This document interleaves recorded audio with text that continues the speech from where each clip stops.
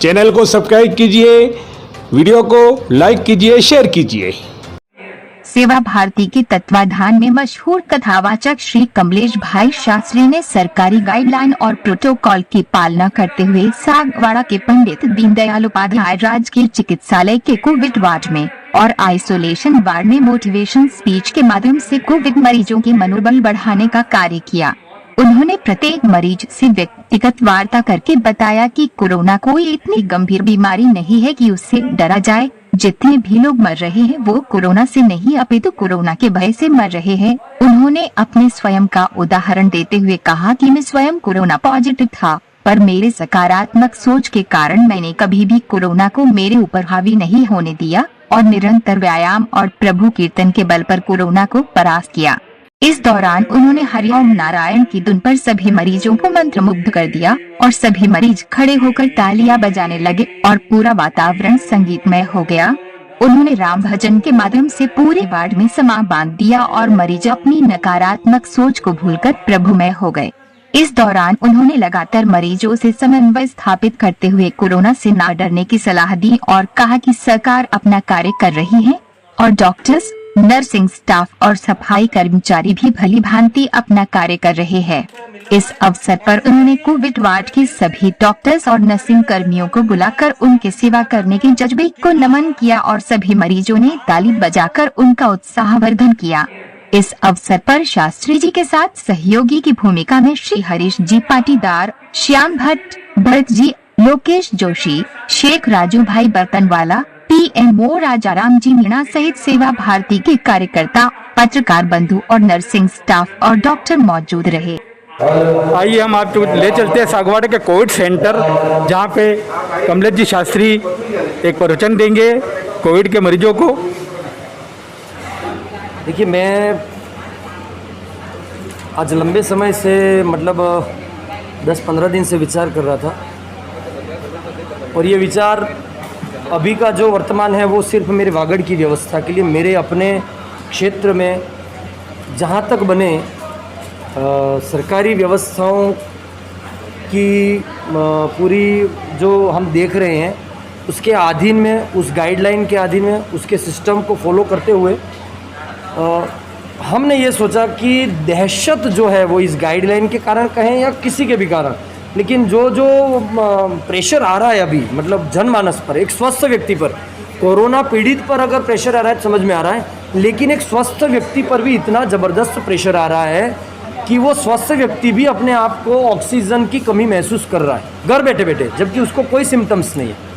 और death score जहाँ से भी लिया जा रहा है, हॉस्पिटलों से लिया जाए, चाहे कोविड सेंटर या कहीं पर्सनल, तो सबका लगभग देखने में ये आता है कि कोरोना के कारण डेथ कम हुई है, डिप्रेशन के कारण डेथ ज़्यादा हो रही है। तो ऐसे में सरकारी व्यवस्था तो अपना काम मुकम्मल कर रही है, उसमें हमें कोई आपत्ति नहीं है। आज हम यहाँ आए तो हम सब देख रहे हैं कि बहुत ही शानदार तरीके से स्टाफ भी अपना काम कर रहा है, प्रशासन भी अपना काम कर रहा है, पर्याप्त मात्रा में ऑक्सीजन, बेड वगैरह सब ठीक है, कहीं कोई उतना अड़चन जैसा नहीं है और बहुत अच्छा मतलब ऊपर कमांड भी कर दिया। अब ऐसा लग रहा है कि ज़्यादा कोई दिक्कत नहीं, लेकिन फिर भी मैं एक धर्मपीठ, व्यासपीठ को जहाँ तक मैं समझता हूँ और धर्म जो हमें संदेश देता है कि इस समय पर इस दहशत भरे माहौल में अगर कोई साधु, कोई संत, कोई फ़कीर, कोई औला, कोई जो भी आए और अगर लोगों के जनमानस को बदलने में अगर अपनी भूमिका निभाता है तो ये अभी वर्तमान की बहुत बड़ी आवश्यकता है। बहुत बड़े बड़े अनुष्ठानों से, बहुत बड़े बड़े प्रावधानों से और प्रकल्पों से सबसे बड़ी सेवा जो है वो यही है कि अभी पूरे जनमानस को एक वातावरण में जो दहशत है उसको हटाना है और एक अच्छे वातावरण का निर्माण करना है। पॉजिटिविटी आनी बहुत ज़रूरी है, तो इसके लिए हम वार्ड में आए। हमारे साथ में हरीश जी हैं, श्याम जी हैं और बहुत सारी टीम है जो प्रशासन की गाइडलाइन के अलावा हम अंदर नहीं ला पाए उनको, और मैं खासकर इनको भी बधाई देना चाहूँगा कि इन्होंने बहुत अच्छा अपना काम जारी किया है, बताया है, दिखाया है। हम निजी अस्पतालों में भी जाएंगे, सरकारी अस्पतालों में भी जाएंगे और अगर कोई बुलाता है तो वहाँ पर पर्टिकुलर भी जाने को तैयार है, सिर्फ मोटिवेशनल।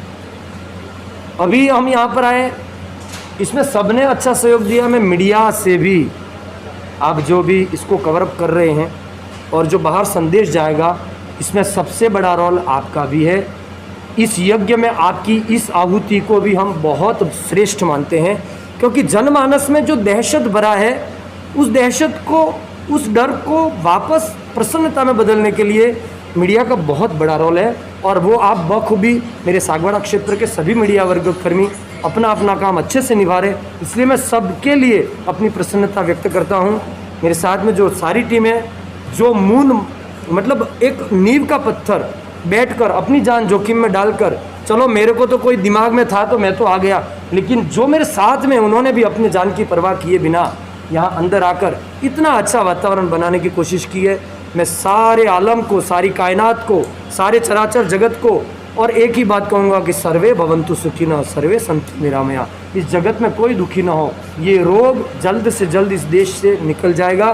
बस हौसला रखिए, भगवान से प्रार्थना है हमारी, उस परवरदिगार से हम करते हैं प्रार्थना कि प्रभु इस सारे जनमानस को बहुत बल दे। और एक बात और कि अगर यहाँ कोविड पेशेंट में किसी के भी घर पे खाने तक की व्यवस्था नहीं है, तो वो हमें कम से कम सूचना मिले, तो हम सारी टीम मिलकर उसके घर पे भोजन आदि की व्यवस्था करने के लिए भी हम बाध्य हैं।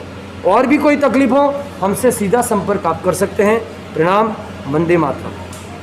कोरोना ही है, तुम तो ठीक हो जाओगे, लेकिन डिप्रेशन में आ गए तुम, अगर मानसिक तनाव में, मानसिक अगर दब गए तुम लोग, तो समझ लेना कि कोई दवाई काम नहीं करेगी तुम्हारे पास।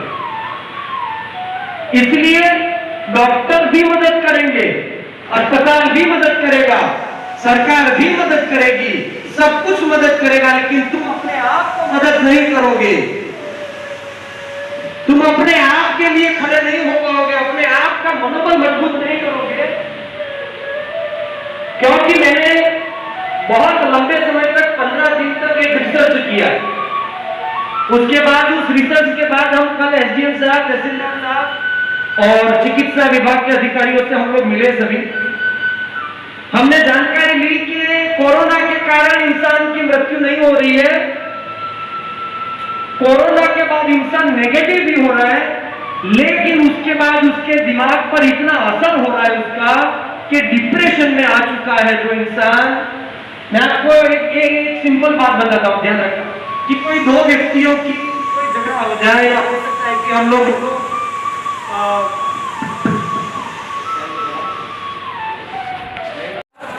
थड़ी पे पानी पिला रहा था, और पानी पिलाते पिलाते उसको बहुत साल बीत गए, वो बच्चा है, रोज 2 से 3 लोग वहां पर पानी पीकर कहीं जाते हैं। तो उस बच्चे ने एक बार पूछ लिया कि आप तीनों कौन हो, मुझे बताओ। दुआ में कितनी ताकत होती है वो सुन लेना। दवा तो दवा की जगह पर काम कर ही रही है, दुआ की ताकत और भजन की ताकत क्या होती है वो मैं आपको बताता हूं। दवाई अपनी जगह पर बहुत बड़ा काम कर रही है, लेकिन दवाई से ही काम चलेगा ऐसा नहीं, दवाई के साथ में दुआ का कितना बड़ा रोल है वो सुनो।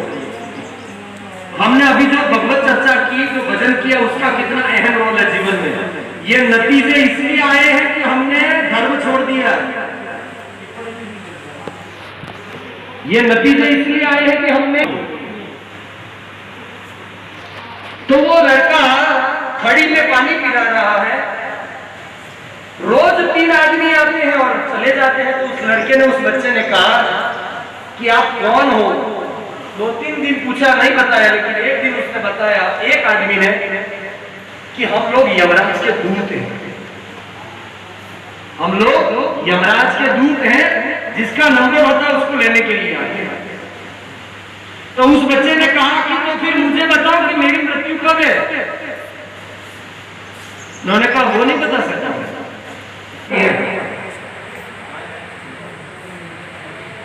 तो उसने कहा कि तो फिर मैं शादी नहीं करूंगा।